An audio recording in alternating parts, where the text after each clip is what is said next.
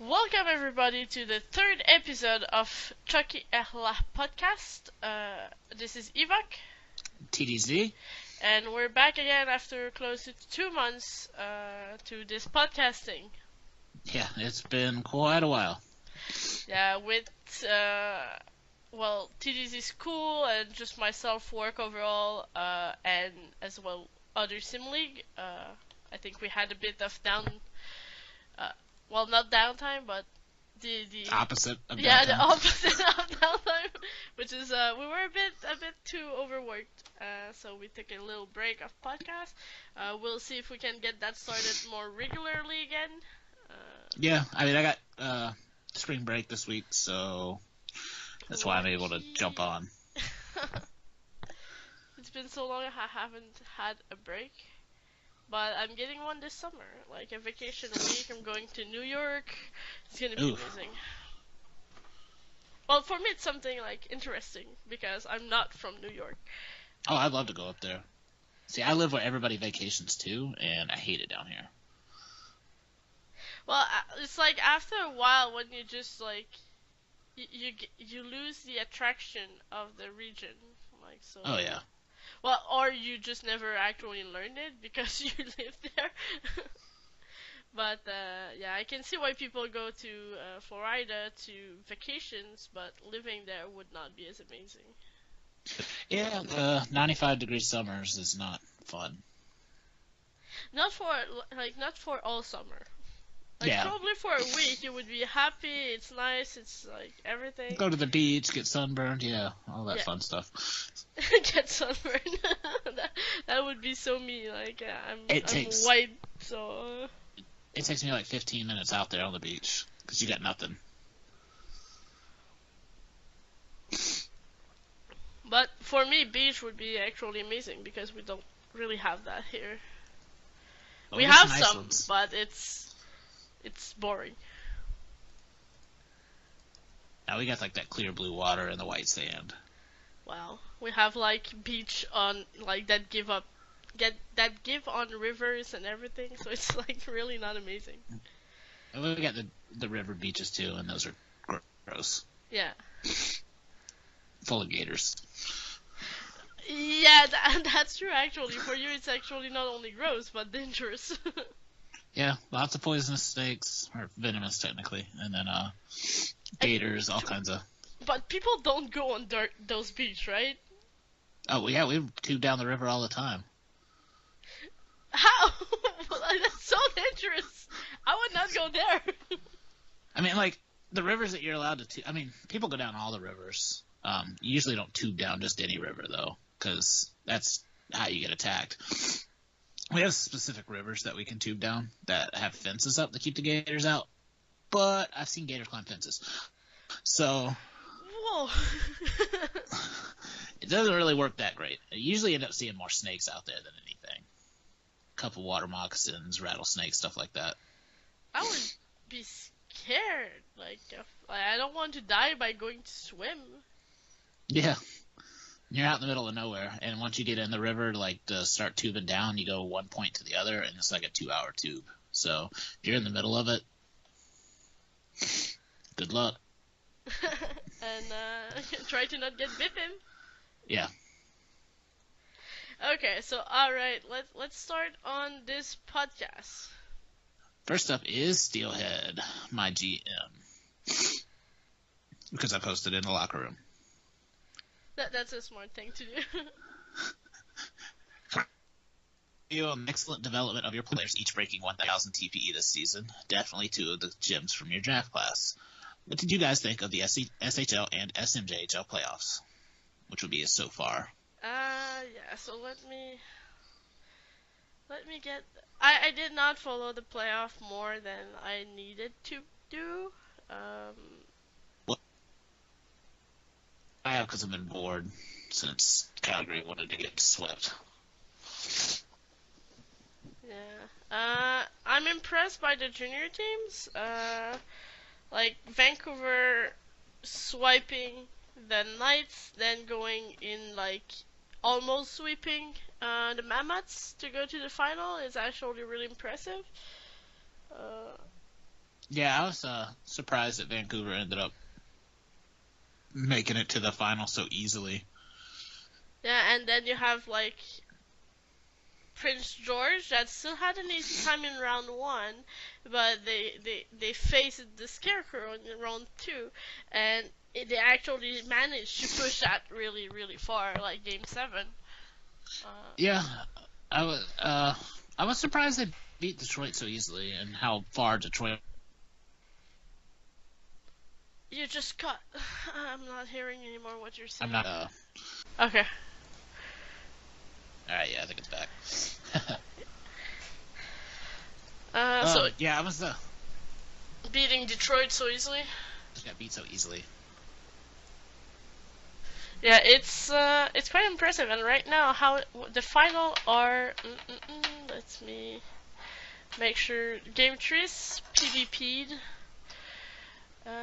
and the series now. I don't even know. I'm trying to find it. Uh, I think it's 2-1. All right, let's try that. I was getting bad connectivity with my Wi-Fi, so I just disconnected it on my phone Oh, and see if it'll work good on my LTE. we'll see. Well, I'm hearing feedback from you from me, so I don't know. Oh, great. Well, it's not. Yeah, it's doing it most of the time, but it's quite low, so I don't know. We'll just have to deal, I guess. Yeah. Um. So yeah, the series now is 2-1 for St. Louis. Yes. All been close games. Well, I think one of them, like the last one, was like 4-2. Vancouver won, and then St. Louis won the one before that 4-2, or something like that. About the SHL, well, the index is not up to date, so we don't even have the resolution of the round two. Which is Minnesota winning and LA winning. Yes, that's it. I'm surprised LA has dominated throughout. I mean, they got the hot goalie right now in Haas, who's been The just really the really sad thing about Az is that he's retiring at the end of the season. yeah. Well, I mean, it's one last swan song basically Yeah. for them, and I cannot remember how many games have been play-by-played for them. I think one's going on right now, actually. Let me just check. 38 minutes ago, so I think it was over. It's the game three. Um, mm, mm, Lap just won it, so I think it's 2-1. I think it's 2-1. Yeah, I'm gonna check. Make Yeah, sure. it's I'm 2-1 not for positive. Lap. Yeah, I just checked at the end, and they usually write the score, the current score, in the description. So, like, Yeah. it was written series tied 1-1. So with Lap winning, it's 2-1 for them. Yeah, Minnesota won game one in overtime. LA won game two pretty handily, and then won game three in overtime. So they've been pretty close. Yeah, it's gonna be a great final. Actually, it's a good matchup. Not the matchup I would like. Probably not the matchup you would like, but that's the way of Yeah, life. the more dominant that LA ends up being, the better, because it makes us look not as weak, I think. Yeah, that's true because you got swept. Yeah, I'm surprised they made it through us without us taking one. They beat Winnipeg pretty handily. LA's been dominant. I think they have to be. I mean, Minnesota's been good too, but Well, did they not that beat good. Winnipeg that easily? I think it was 4-2. I think it was in 6. Well, it's still even in six, it's not that easy in my opinion. I don't. I think a lot of the games they ended up beating them by a pretty good Well, yeah, amount. that could be true though. But It I'm not went positive though. So yeah, it went to game six. So. let me look at the schedule because there's 4 games up on here.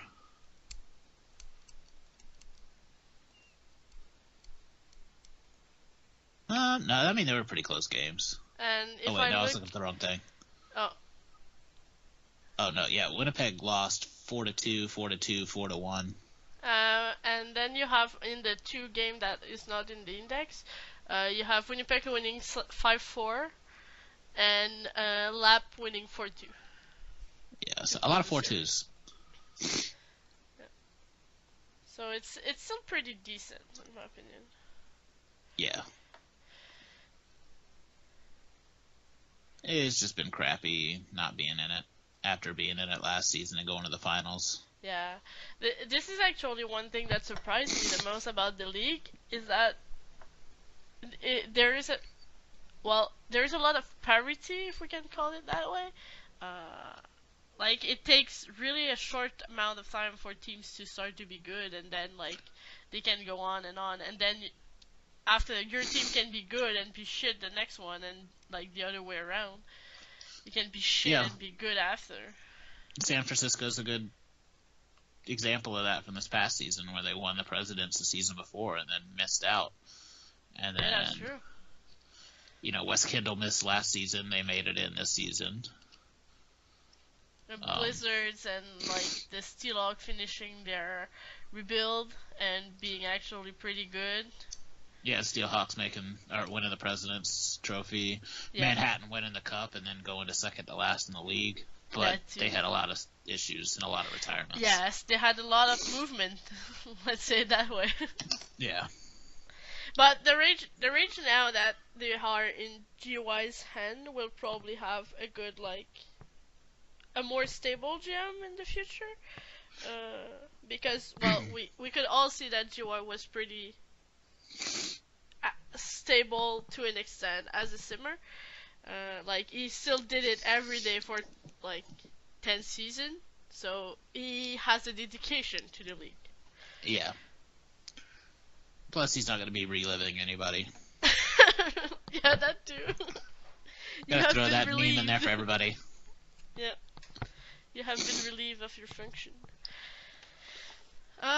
So the playoffs are interesting. I can't wait for them to be over so we start the next season, but basically. That's my opinion.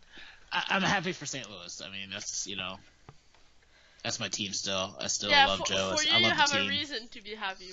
For me, Junior, I'm just like, it's good. Just, hoping that St. Louis pulls it off and are able to actually win one. It's bittersweet because it's like, I love that you guys win, but it's without me. And I couldn't get it done while I was there. So you would have liked to be there, basically. Oh, yeah. Alright, so next question is, TDC, you broke out this season. Talk about that and recap your performance as the Dragon #1 defenseman. How do you think you did, and what should the fan expect from Roman Augustus going forward? Oh, that's a long question. Well, I mean, we'll hit it in parts. Recap my performance. So I had 36 points, which was best D-man on the team. It surprised me. I started off kind of slow and then got hot towards the end, which also kind of sucks because I changed my build going into playoffs and went cold. So I think I probably should have kept it the fucking same and just banked the TPE. But is what it is. I'll learn that for next season if I get hot. If you get hot, don't touch it. Yeah. Oh, the same thing happened to Izzy. He was dominating for the regular season, and because he started off so hot, he banked his TPE all season, and then unbanked like 100 TPE for the playoffs and went cold. Oof. So both of us learned a lesson there, and it's something we won't forget probably. I think I had a pretty good season though.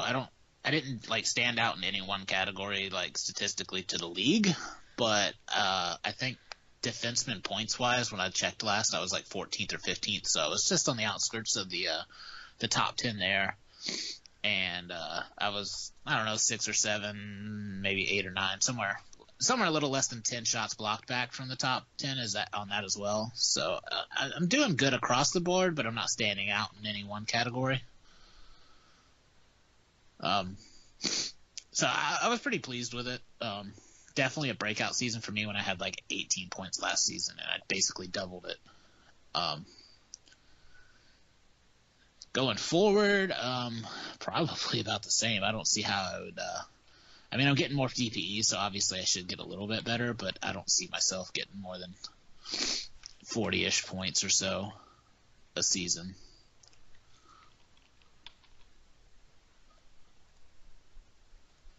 Now for you is you broke out also, so same question. Talk about your performance and what's next for you with the Wolfpack. So this is actually, I don't think I broke out. I basically only had 10 points more than last season, well, not even 9 points. Which for me is not enough to say I broke out. I finished this season with 37, which is good. Like, I'm not arguing again my doing good, but like the term broke out is a bit like sketchy. I think I just continue the progression of my player. I finished in the top 60 scoring, so it's not too bad. I was 59, but like basically, yeah, I just continued to like perform. I was moved. I went from this third line to the second line this season, and then I was moved a bit on the first line. I'm not playing as good on the first line that I'm doing on the second line, so I was moved back. But I think it was a great season overall for my player, like being on the second line and being able to put 37 points compared to everyone playing like more than me in my team and not being as able to do that. I think it was good. After that, moving forward, I think we can pretty much expect the same thing of my player. I don't think I will ever be in the like top league scoring because a lot of it depends on which team you're playing on and who's your teammate. For now, in the Wolfpack, in the future, as a young player, we have Green, we have me, and we have another center. That's all the four we have in the pipeline as young player. So it's gonna be actually a bit hard for me to be able to like. I'm not saying the old player are bad, but it's gonna be hard to have consistently someone developing with me and getting better every time. So in my opinion, my point should be around always the same, like 40-ish, maybe 50 one or two season, and that's pretty much gonna be all. Yeah, basically what I expect. Except I don't think I'll ever break 50. If I break 50, I'll like freak out. Yeah, like I would actually be really proud of you as a defenseman breaking 50. That's actually great. You just have to play forward, like Halsey did. He had a lot of points playing forward as a defenseman. We have so many forwards already. I'm not gonna take somebody's spot. There's that. So next up is TDZ. How are you liking Ed Hoffis? Anything that surprised you, or is it about as you expected? I want to be slightly honest, but also not say much because I'm not gonna. It's a loaded question. I feel like if I say something negative, I don't want it to go back to head office. That's actually true. So for the most part, it's pretty much what I expected. I'm enjoying it a lot. It's nice to see this side of the league and get to vote on things that matter. Try not to be negative about anything just because I don't want the negativity coming back, or anything that I feel is negative I don't want to air publicly. If I do have problems, I would rather bring that up with head office themselves and we'll sort it out amongst ourselves. Because I'm not the one to air my laundry to everybody. Anything that surprised me, or not really. I mean, it's working pretty much how I expected.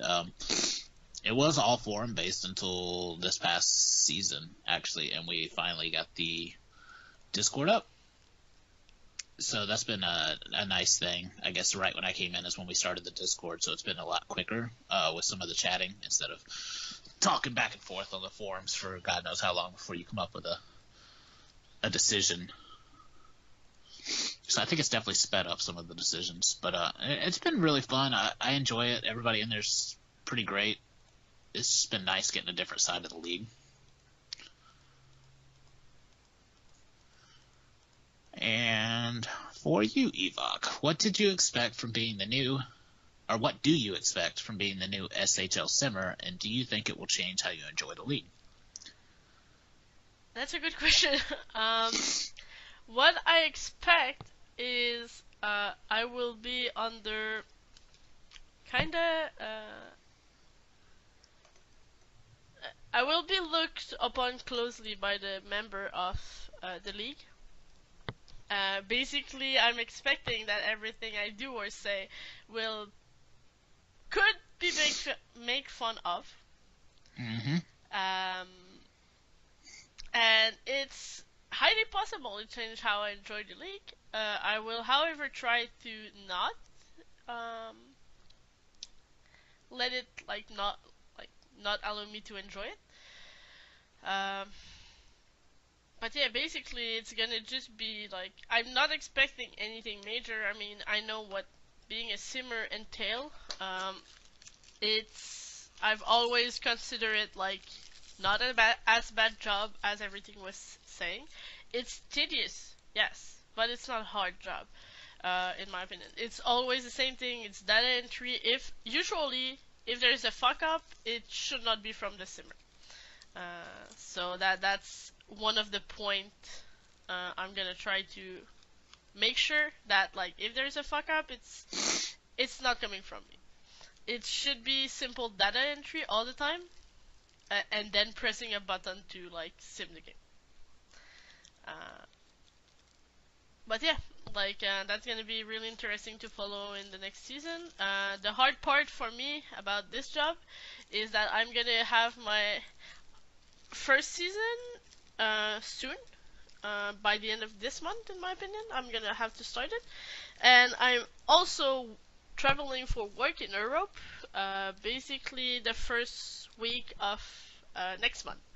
So that's gonna be interesting to have to sim like while being overseas and everything. Gotta promote that Far Cry. It's not actually about Far Cry, but yeah, actually I'm going there to not for Far Cry, but I'm gonna be working on Far Cry. Gonna be learning and everything and blah blah blah. All the fun stuff. Yep. Alright, and last question from Essa is, you're both in a New York style deli. They have the best of everything. What is your go-to sandwich order? I'm not someone who eat a lot of sandwich, I'll be honest. So it's probably gonna be like how do you call it? Club sandwich, like something really simple, or maybe like steak and cheese sub or something like that. Steak and cheese is always solid. Yeah, but yeah, I'm not a big like sandwich eater, so that's pretty much it. It's really hard not to say chicken parm because it is my favorite and it's such a meme with Calgary. But because it's New York, I wouldn't get that. It would be corned beef and pastrami. Oh my god, that sounds good. Probably with like lettuce, onions, and some deli mustard and Italian dressing. That sounds good. It's what I have for lunch. Like, not even kidding. Alright, on to Blues Fan, which this podcast is now Blues approved, which is good to know. How do you think Ireland will do at the IIHF?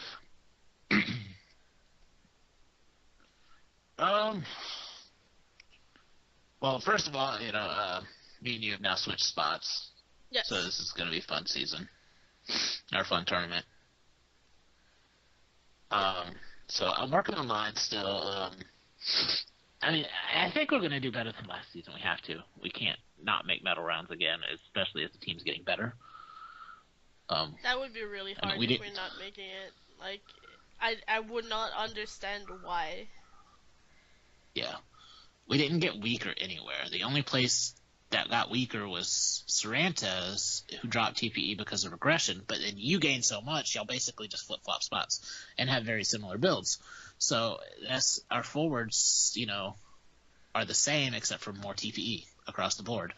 And our D now, with me getting so much, Tanner being uncapped, Kreller getting a ton, we just have a lot of good depth D now, and Wally's going to be a great goalie.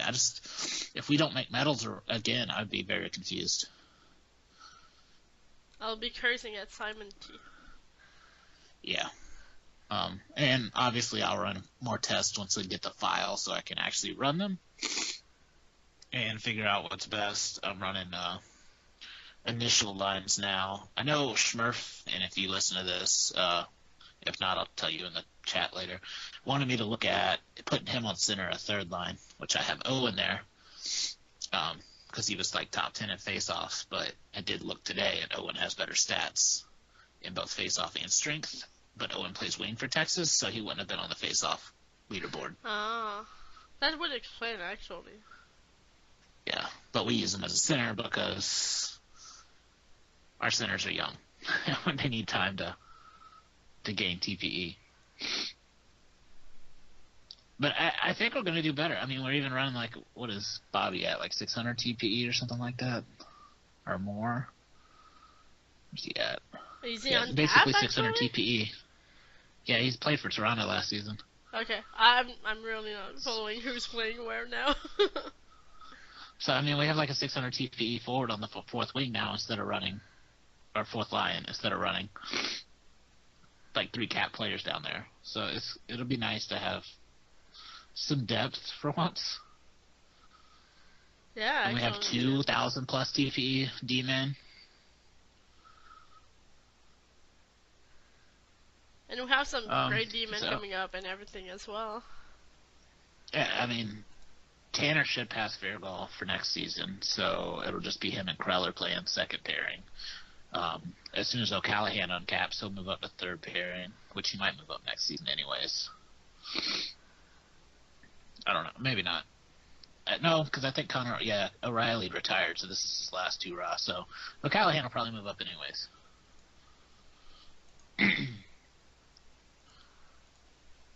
I mean, we're just going to get better from here on out. But we should be good. I expect us to make medals. I'm not sure if we will get a medal because there are a lot of strong teams. For what it's worth, though, let me get it up. I did bring up the roster index for juniors yesterday, I think. Or not for juniors, but for IHF. And they do the... Let's see here, per team and roster. They do the team overall stats, where they show you like the number overall, based on what they think the overall numbers are. Uh-huh. And what are I think Canada is the only team higher than us. They have a 77. We have Canada and Germany. We have a 73. They have a 77 and 76 respectively. And like we're tied with like, who are we tied with? I think we're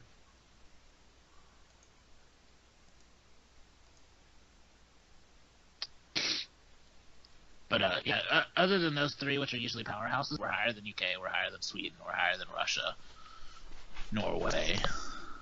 Latvia's the bottom again.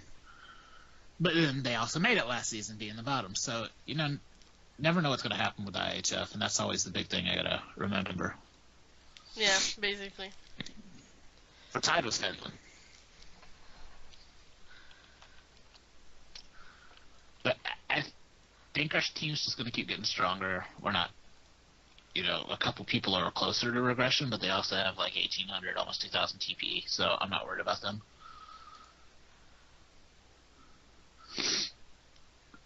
So we'll see. Never know what happens once you make metal rounds in that one and done. Yeah, that's true.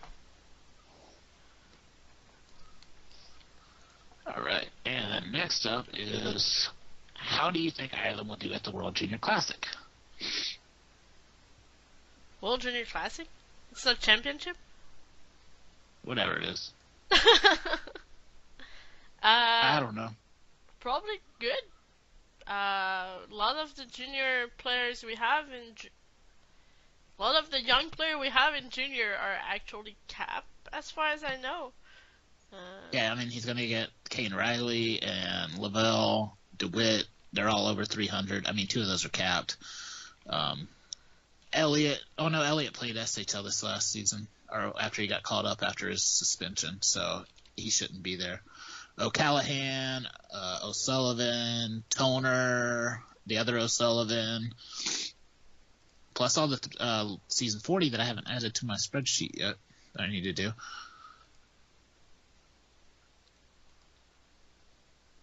I think they'll probably have one of the stronger teams just because of how many Ireland signups there have been in the past few seasons.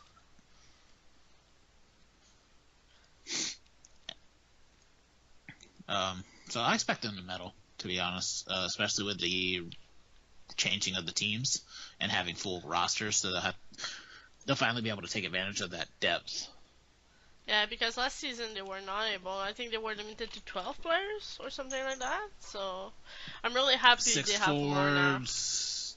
Yeah, I think it was like 12 players because it was 2 lines of forwards, 2 pair of D, and then 2 goalies. So it would have been 6, 10, 12. Yeah, 12. So now with the full rosters, I think they'll be okay. He won't have a backup goalie, really. But, well, backup goalie are rarely needed in, like, championship. Yeah. Basically. And O'Sullivan, Juoso, or however you spell it, or say it, is, should run pretty fine. Yeah. Basically. Like, I would be really surprised if not. Alright, and then you both had breakout seasons. Do you expect a reprieve? And I think you used the wrong word there. A what? A reprieve is like a cancellation or postponement of punishment. So I think you meant like a reprise? a regression. Oh, okay, yeah. Well, or maybe a repeat. Yeah, maybe a repeat. I'm not expecting to be cancelled or, like, I didn't get any punishment for it, so I'm not expecting a reprieve. Yeah. But a repeat will be interesting. I'm expecting more of the same for me. I mean,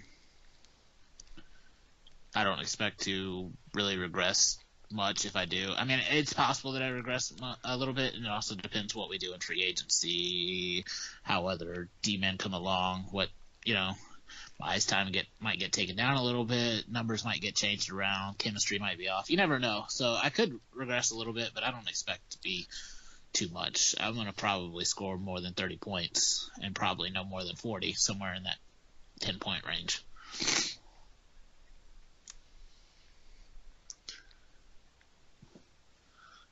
And then on to our favorite question asker, Mr. Clint, with half of his questions not being related to SHL, but that's fine, since we don't have anybody else. First up is Evok. What is your sim schedule? And please make it earlier than 10 Eastern. Well, good news. It's going to be earlier than 10 Eastern. My skim schedule... It's going to be earlier than 10 a.m. Eastern. Yes. Yeah, actually, that's another point. Like, when you say 10, like, you did not mention if it was PM or AM, but it's going to be earlier than 10 a.m. Well, that's for the week, actually. I'm going to disclaimer there. Weekend should be before noon. And weekdays should be around like 6:30, I would expect, in the morning.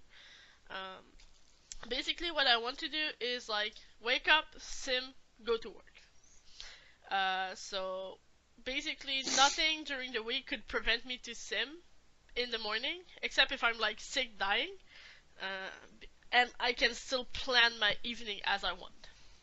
So that's why it's gonna be in the morning.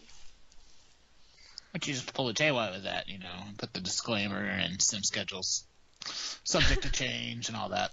Yeah, but during the weekend, like yeah, it should still be consistent. But I don't know exactly at what time. I'm not gonna wake up at 6 to do that in the weekend. Oh no, I wouldn't either. Like you need to be crazy to do that. We're gonna skip next question, by the way. Okay. Yeah. Now, why do the Pride suck? And thank you for the tips. Do they? Uh, I don't even know. let's see their standings from last season. 53 points. I mean, they're only 3 points out of a playoff spot, and I think it was till the last day or so that they were in it. So they just go So I'm not gonna jump say they over? suck. Yeah. Well, I think they were like they didn't get jumped. They were just in the race, but they were still in like that same spot. Okay. I'm not gonna say they suck, but definitely weren't great. And it was definitely a huge regression from winning the President's Trophy the season before. Let me look at the roster, actually. That would help instead of just looking at standings, so I know what I'm looking at. All right. I think Grape went pretty all in for the Cup last season, and then kind of cost them, and then now they don't have any first-round picks for 3 seasons because this is when their punishment for the tampering comes in. Which sucks because it wasn't on Grape, but he has to deal with it. I think it was I think mostly the regression has to do with after going all in and then losing a few key players, and now they're playing younger players in these bigger roles, and they still did really well with these young players. So the future's bright, but just right now it's going to take a little time. It's much like Ireland is for us. Is a lot of younger players that just you gotta wait till they get the TPE to be able to play, and some of them are the same players like Lombardi and Jack Tanner. Yeah, and if you look at the Pride quickly, you can see one of their problem was probably the defense or the lack of offense to an extent. They finished second to last in their conference about scoring, but they had like again like they are second in goals against, well second highest. So that doesn't help them if they have problems scoring or getting scored too much on. Yeah.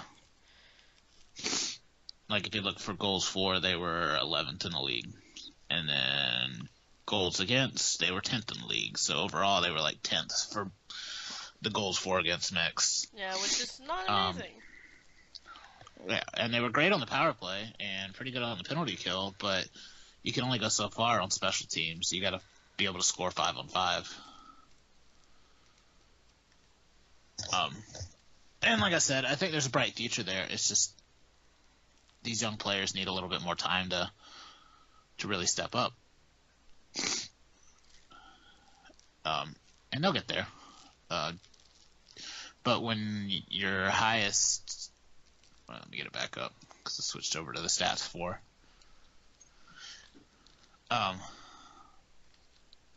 When your top D line is Tanner and Fergal, who are like 700 TPE and 8 something, and then Eastwood has like 900 playing on the second pairing. I think mainly because he's of his build with the defensive D-man, and they're playing the same split time anyway, so it's not like it's first second pairing. It's like 1A 1B. But I think when your D-men are a little bit lower in the TPE spectrum, it's going to hurt on the back end, and it kind of did the same thing with Calgary last season in the regular season. We just got hot in the playoffs. Because I was like the highest TPE defenseman on Calgary last season, and I was at like 800 and something. So, and you got like Lombardi with 700, I think is about where he's at, the high 600s maybe on the second line. It's just Dakota Reed on the third line. I can't even remember what she's at, or Jiggly's at TPE. But I know he's not like top of the class, but he's not like bad either. At least he's active. And again, it's just a couple of seasons down the line, once these players really have the TPE, San Francisco will be good again. It just depends where the rest of the team is at that point. Yeah, if they're able to keep growing normally, that should not be an issue. All right, NHL questions. I don't know if you've been following because of Montreal. Absolutely not. Absolutely not. Yeah. So I'm gonna let you have fun with that. I'm gonna ask them though. Who are the NHL Cup contender in your opinion? Cup contenders. I think Tampa has to be the favorite. Easily. Already we're the best team in the league, arguably. Though they play in a weak-ass division. And then they added in so many key pieces. So I think Tampa has to be the favorite. Nashville has to be up there as well. They've been hot. Vegas has to be one of them. Winnipeg. I'd throw Pittsburgh in there because you can't discount the experience in the playoffs. Plus, their team's still pretty strong. Boston, maybe. They've been really hot. But again, like Tampa, they play in that weak-ass Atlantic. And it's really hard for me to be like, oh, yeah, anybody out of the Atlantic's going to be great. They're like Tampa and Boston. Their goal differential's plus 62 and plus 56. But then you look at the bottom of their division, and their teams are negative 59 and negative 52 and negative 41. Oof. So when you beat up on these weak teams all season, it kind of skews those stats a little bit. Not discounting that they're great teams, and I mean they're going to be good in the playoffs. It's just I'd like to see them in the playoffs when they're playing these actual good teams more consistently and see what they do. And if they beat those, then definitely. But when you're beating up on Buffalo and Ottawa and Montreal all season, then I don't know really what to say. Pittsburgh's been struggling a little bit, but the Metro's been like a Thunderdome. Washington could have a decent shot as well. Nashville's, I think, won 10 in a row now, yeah. So, and Winnipeg's made some good trades. They have like 3 first lines now. Plus, Vegas has just been Vegas all season. All right, and then thoughts on the Bruins, which I just covered pretty well.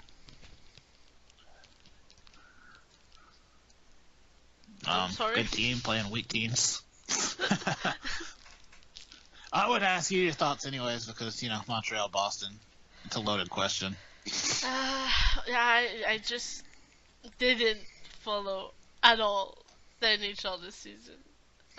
So for me, the Bruins are just the Bruins this season, and I'm not paying attention to them like normally. If it's any consolation, Montreal's still only like 14 points out. Well, it's Only. not about, like, this season is not really about we're losing. It's more about what the management is doing, like, and the trade they did that bite us back in the, like, ass and everything. It's like, it's just so frustrating. So, and, like, all the injury we got also, it's like, fuck it, I'm done. Like, Price is not able to get back off his injury. Now he's out with concussion. But Niemi's been great. Did he? Which is so weird. Did not follow. Yeah, he sucks so bad for like some other teams, and then like let me look up the stats. Like he's been waived by 2 different teams this season by us because he Yeah, let in like 10 goals like twice against us or with us. yeah, that's pretty much it. That's why when you tell me like Mimi was great, I was like, what? um. Stats. Well, yeah, no, he's still not amazing. I mean, I don't know if it's all with us, but No, that'll be his normal stats for all of it. yeah, But if you click him, it's like he played 10 game with us, won 4, lose 2, 3 in OT. Oh, it's actually not too bad. 2.38 yeah, goals against average, 9.31 save percentage. Well, actually, yeah, he's been insane. what? Well, the multiple lose in OT, I was like when I saw you only had 4 wins, it's like what? But then, Well, that's just the team in general can't score. yeah, that's pretty much it. Like the team. I mean, he's got better is stats bad. than Price this season, so I'm not surprised. The sad thing is the amount of money Price is paid. It's so frustrating. Like, don't get me wrong, Price is amazing. He's still amazing, but like it's rough. It's rough. yeah, it'll get better, maybe. Maybe that's a question. Yeah, I love that we took the thoughts on the Bruins question and spun it to Montreal, so now Clint has to listen to this. All right, and then what NHL teams have a good chance to be Nashville-like underdogs in the playoffs? I guess it's back to me. Oh, let me look at this. Nashville-like underdogs. I'd say Winnipeg. I mean, I put them as a favorite, but no, everybody overlooks them. And then if Colorado makes it, I feel like McKinnon could really carry that team. Other than that, I don't. Columbus and New Jersey have been trended down. Florida's been hot. I would put Florida up there if they make it in. They're getting close. And do you believe gingers have souls? Do I have to answer this question? Yeah, sure. Why not? Honestly, I have even problem to believe in something called souls. Like, for me, we're human. That's it. Like, I don't believe in anything theological or whatever. So, to an extent, either we all have soul or we like all of us don't. That's my answer. Yeah. I mean, I'm very Christian, so I do believe in souls. And I know it's like a joke with gingers, so I'm gonna have to believe they have souls because I have reddish hair. It's like, I do want my soul. Give it to me. Basically, you know, like my hair's not like super red on top, but my beard in the sun, you can see it. Plus, my girlfriend's a redhead, so yeah, I kind of gonna lean towards the yes please spectrum of this. I love the yes please.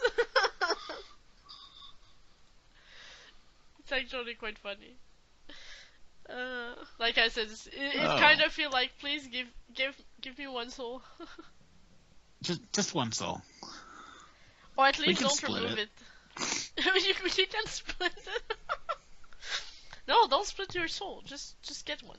Like, it's just declare you have one, and you will have it. That's how it works in life. Just say, I have that now, and it's yours. Yeah. Sometimes it works, sometimes it doesn't, but sometimes it works. Oh well. All right. Well, I think that's it for the questions. We're almost at an hour, so close enough. I'm fine with this personally. Yeah. I think we're 15 It's good to get back in it that way. Yeah. So So, alright, thank you everyone for the questions, and we will see you next time. Yep, thank you, and talk to y'all next time.